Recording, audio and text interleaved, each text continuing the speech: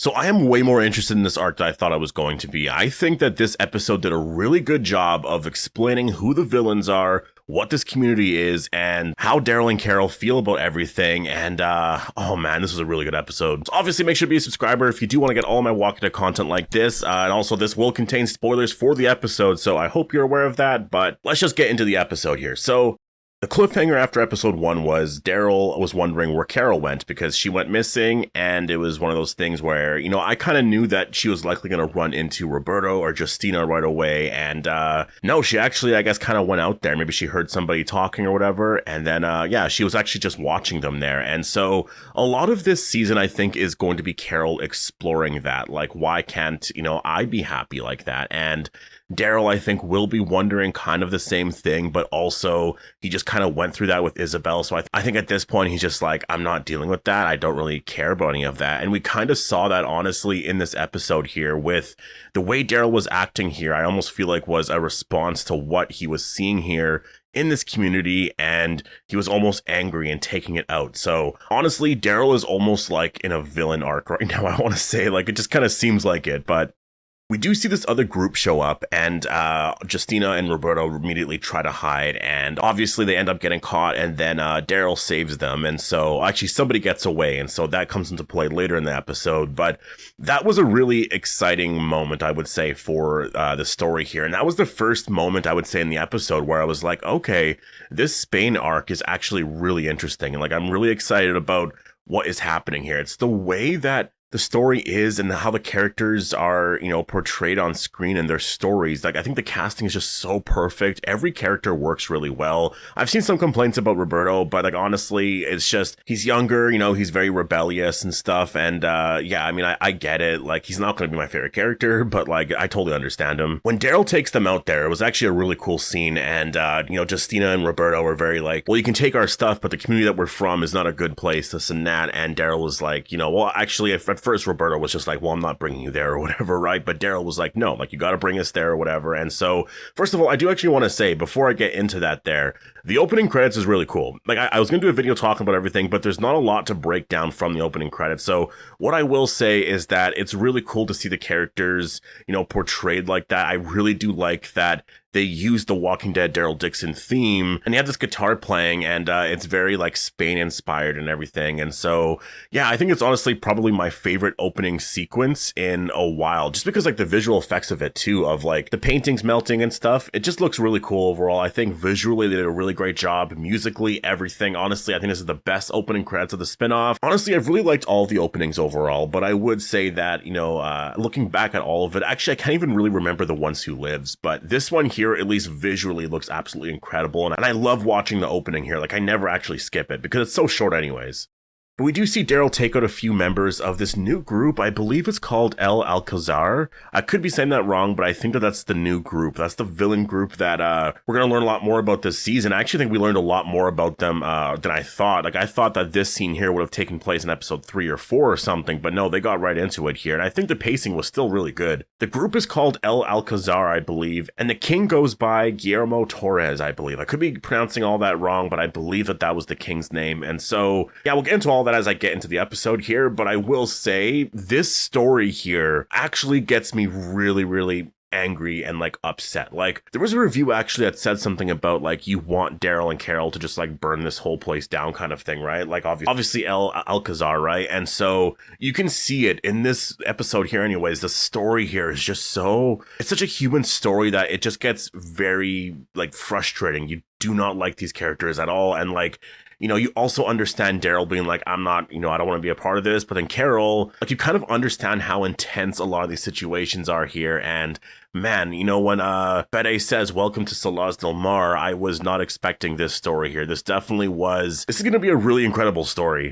Daryl, I will say, it seems like he's on this like villain arc in a way. I don't know if it's because of, well, I'm kind of suspecting that it could be because of Isabel's death, right? Like, he's still kind of mourning that. He's really angry about a lot of things right now because he's just doing whatever it takes to survive. You know, like Roberto didn't want to take them to Solaz Del Mar, and Daryl was just like, he just pointed a gun at him and he was just like, no, like, you're going to bring us. And I was just like, wow, this is giving me vibes from Rick Grimes in season 5, I believe, or season 6. I think it was season 5, where he kind of went insane, right? And like wanted to take over Alexandria and everything. So I kind of got vibes from that, which was really cool. And it makes sense. Like, if Daryl's really mad about a lot of things, he wants to go back home, he's just frustrated with everything here. Yeah, he's not going to want to deal with all of that, right? And so, yeah, we learned that the community is apparently not great. And so Justina obviously doesn't want them to go or anything like that. And everyone else is like, no, you can't go. And so that's what happens anyways when we get to Solaz Del Mar. And we actually meet everyone pretty much right away. And I do like how the community is sort of structured. Like, the way they introduced all the characters here, the second that Daryl and Carol went to that community, was really exciting because it felt like classic Walking Dead. Whenever you went to like say the Hilltop, right? When you get to the Hilltop, you meet everybody there. There's Jesus, there's all these other characters, right? Like Gregory, and like you're meeting everyone, you're learning everything about the community, and it really felt like that. Like Daryl and Carol went here, they met Fede, but beforehand they knew Paz, and then there was also obviously Roberto and Justina, and then you meet Antonio, and you're just starting to get sort of the overall, you know, vibes of, I guess, this community. And it was really cool. I really like how they introduced the community. It really reminded me of, you know, the way that they introduced the Hilltop in season 7 of The Walking Dead. I guess it was season 6, right? Season 6 of The Walking Dead. I will say, just in terms of the tone of the overall show, when they're walking through the community and everything,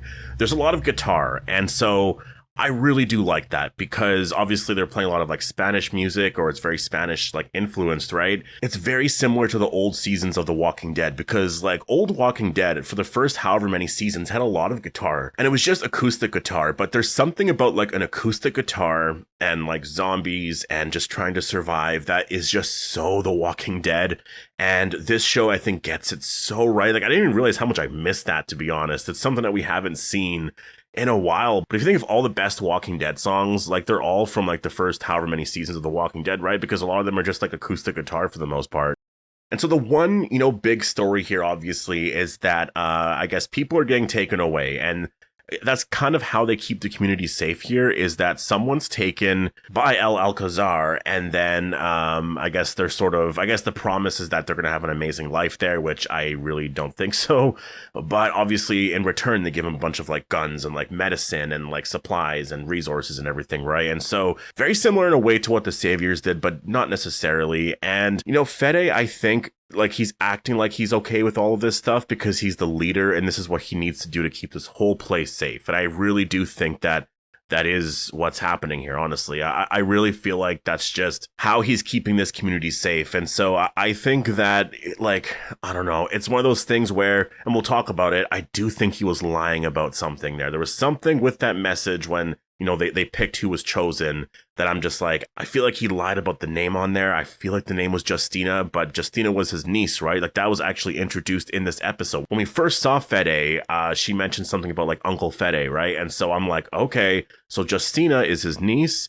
And I feel like she was actually on that thing. And he was just like, well, no, I'm not sending her.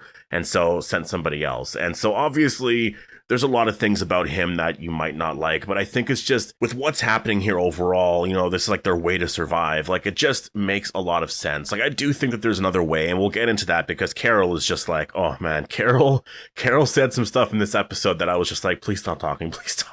And I think Daryl was like all of us there. Like, I was worried for Carol a little bit there, because Carol wants to help and Daryl is just like, no, I don't want to. And the thing is, I do kind of get it. Like, Carol is seeing all this stuff. And obviously from our perspective, we're just like, this is so messed up. Like, somebody needs to do something here, right? But then I also get it from Daryl's perspective where he's like, I just want to get home. Like, I really just want to go home. Like, we can always help communities out. Like, why are we going to help this community out? And it's just, I think that's the thing. That's the one thing about this story where this could all totally fall apart, because if the story's not interesting enough to make the characters stay there, then it's like, yeah, I don't really know, you know, where else to go. But because this story is so good, and it's like, yes, you need to help them out, Daryl. Like, don't leave. You need to help them out. Like, we're saying that, right? That's the sign of a good story right there. Because if it didn't really matter and it was just like, okay, Daryl's going to help out just because, and maybe it made sense that they would have to help out, like, this is just a very, you know, interesting story here. And immediately, like, that's the one thing I'll say is, like, it really is very captivating. And I'm actually like, I'm so invested in this season right now. Like, I'm going to watch the last 2 episodes back to back.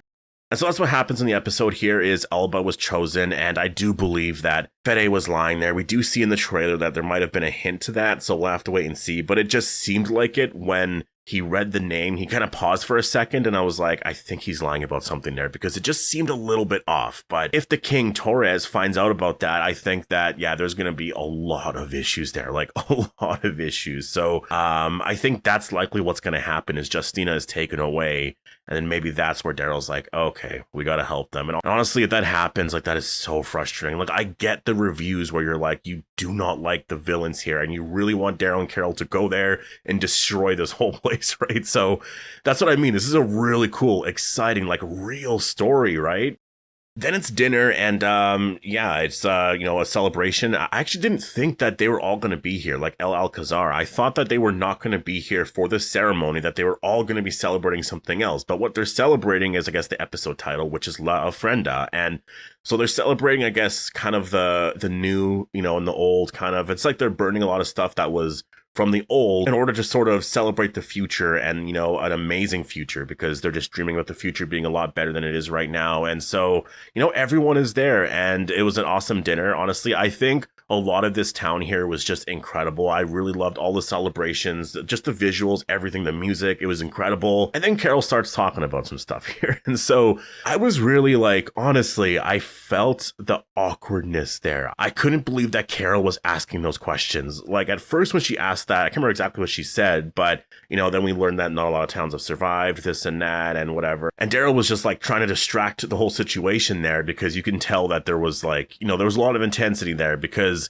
the king just seems really, really intense. He does. And he just doesn't seem to be really that enjoyable of a person to be around. And so Carol keeps going and is like, you don't really need to be doing this and that. Like, how could you, blah, blah, blah. And then Daryl's just like, oh, as this is all happening, Daryl sees the person that he saw earlier in the episode where, he took with that whole group. And so now this whole thing is going to start, and Daryl's like, all right, I got to go. And at this point, I'm just like, oh no, like, Carol is saying all this stuff. Like, she's going to upset somebody here. Daryl's going to get attacked here. And I really love how you felt the tension and the awkwardness and everything in that moment. I was so invested in the story. It was so good. And then the whole ending sequence there happens. And so, Carol basically just sort of says what she says there. I think kind of embarrassed, the king and a lot of that there, but I think they're going to deal with that in episode 3. And yeah, that woman talks to Carol. Well, I guess Justina translates for her, and she kind of gets mad at Carol and is like, like, you came here, we're helping you, and you're disrespecting us and, our way of living here,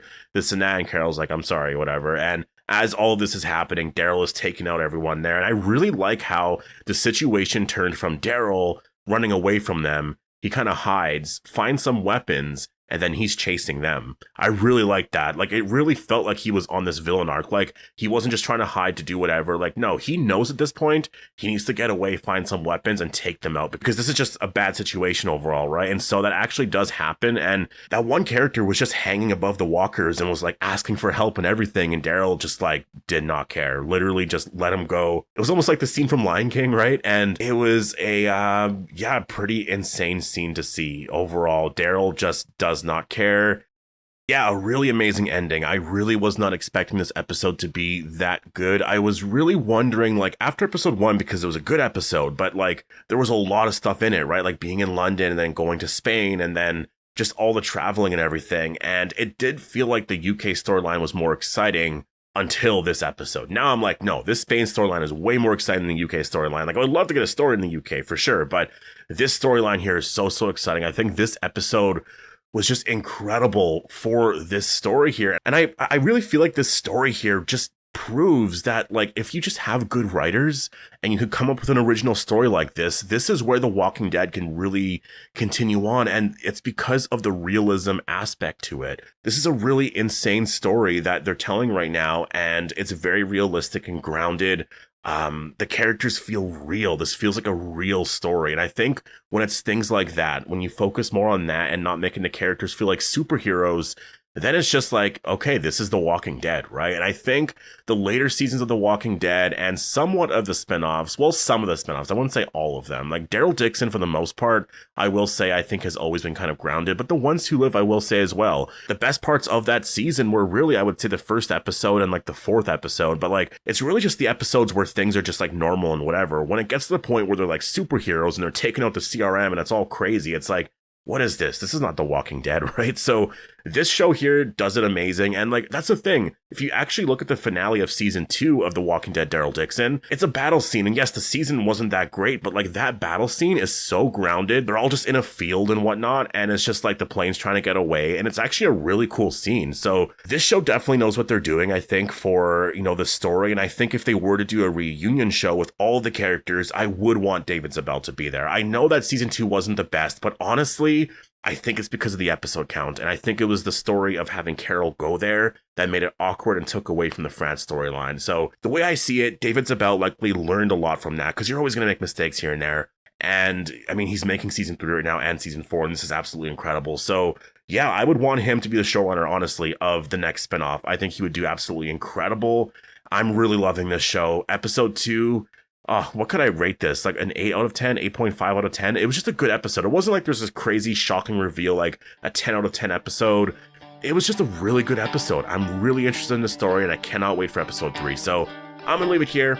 Definitely post our thoughts down below. Hope you all enjoyed the video and I'll see you in the next one.